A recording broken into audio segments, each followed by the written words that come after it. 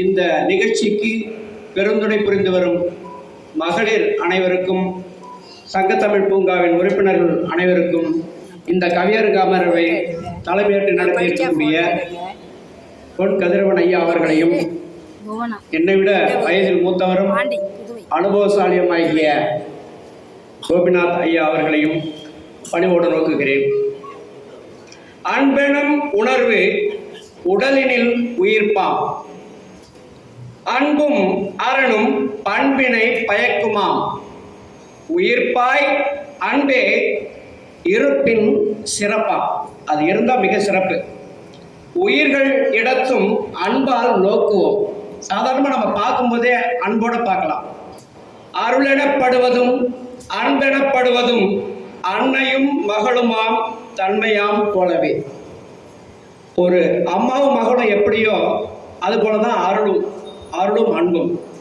வினைபடு பொருளாய் அன்பது இருப்பின் விளைந்திடும் திருவாய் பண்பது பிறக்கும். ஒரு வேதி வினை எடுத்துக்கிட்டா அதில் என்னென்ன பொருள்கள்லாம் இருக்குமோ அது வினைப்படு பொருள்கள்.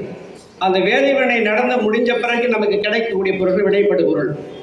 அப்படி பார்க்கும்போது வினைபடு பொருளாய் அன்பது இருப்பின் விளைந்திடும் திருவாய் பண்பது பிறக்கும். அருள் ஈனும் குழந்தையே அன்பெனும் கருணை பொருளெனப்பட்டதே அருளோடும் அன்போடும். அருளோடும் அன்போடும் நாம் சம்பாதிக்கக்கூடிய பொருள்தான் பொருள். என்பையும் தந்திடும் தன்னலம் இன்றியே அன்பினால் உருகுவோம் அகமெல்லாம் உழையுமே. அன்புடை நெஞ்சம் தாம் கலந்த குறுந்தொகை, அன்புடை நெஞ்சம் தாம் கலந்த குறுந்தொகை, அன்பினில் விளைந்த ஆரமுத வாசகம், அன்பே சிவமாய் அமர்ந்திருந்த மந்திரம், அன்பினால் ஆர்வம் பொங்கிடும் புராணம், குடத்தினுள் இட்டதோர் திருவிளக்கு அன்பாக உலகத்து உயிர்களுடன் இணங்கிடவே நன்கருவி. உயிருக்கு முதல் அன்பு உடலோடு தானாகி பயிராகி முற்றிய பின் பாரில் உள்ள மாந்தரோடு. மலையை கையுள் அடக்கலாம் அன்பால், மலையை கையுள்